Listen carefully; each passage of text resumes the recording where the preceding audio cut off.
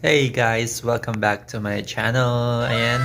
So, as you can see, nandito pa rin ako sa quarantine hotel as usual. Diba? Ayan. So, kung maitatanong nyo, yung aking buhok is ganito, no? This is my new hairstyle. So, ang tawag dito is no comb hair. Because, ano lang guys, info lang, kaya ganito yung buhok ko kasi nakalimutan kong magdala ng suklay. And walang suklay dito sa hotel. So, nakalimutan ko yung panuklay ko sa Taiwan pa lang. Alam mo yung lahat-lahat na na-ready ko na. Tapos yung suklay ko lang palang hindi ko nadala. Kaya compare na lang tayo dito. Kaso hindi siya sapat guys. So, ganyan. Ganyan ang aking hitsura ng hair ko. Well, natural na curly talaga yung buhok ko. Kapag humaba, ganyan na siya. Ayan, no?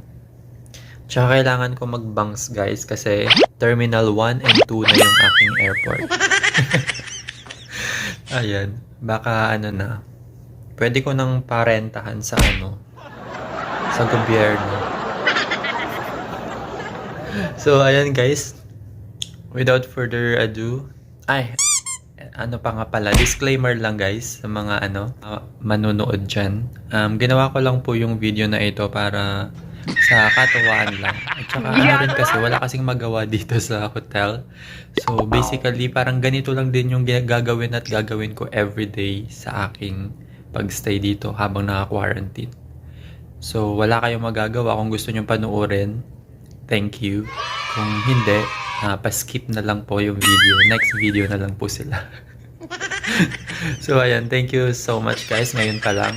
And so ayan na, tara na. Arat na.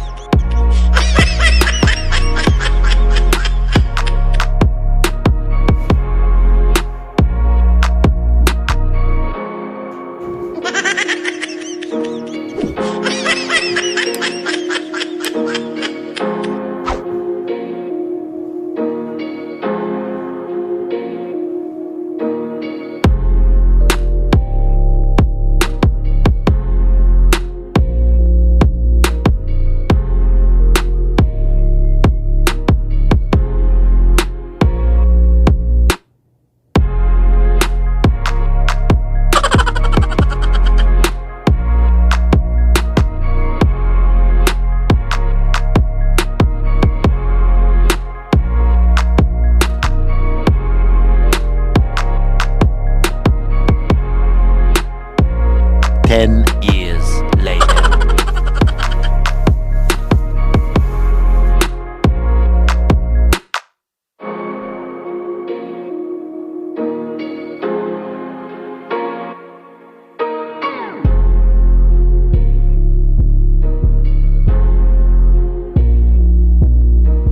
Guys, dinner time.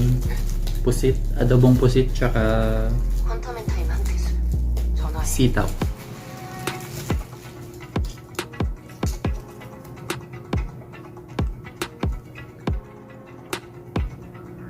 Ayan no, yung mga lutong Pinoy na talaga, Pinoy foods. Ayan.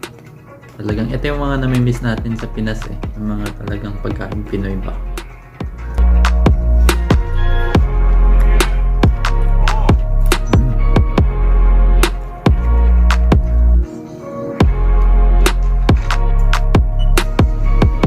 Wow.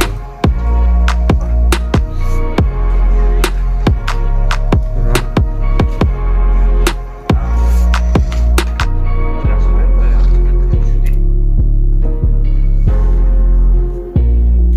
So, paano ba yan? Kain muna ako, guys. And guys, meron palang dessert siya, salad. Yay! So, ayan guys, this is the end of the video. So, usually mga ganun na lang talaga yung mga gagawin ko dito sa hotel. Kasi wala naman ibang gagawin, di ba? So, of course, pare-pareho kung hindi ka manonood, maligo, matulog, hilata. Di ba? Ano pa magagawin mo sa hotel? Hindi ganun lang, di ba? So, this is how it looks paggabi na. So, ayan. Tapos ko lang kumain and then manonood ulit and then later tulugan na naman. Then wake up, then same routine. And until matapos ko yung quarantine days. And so guys, thank you for watching and please don't forget to subscribe and click the bell para updated ka kung hindi ka pa subscribe sa akin channel. Ayan, thank you so much. God bless and stay safe everyone. Bye. Paalam. Good night.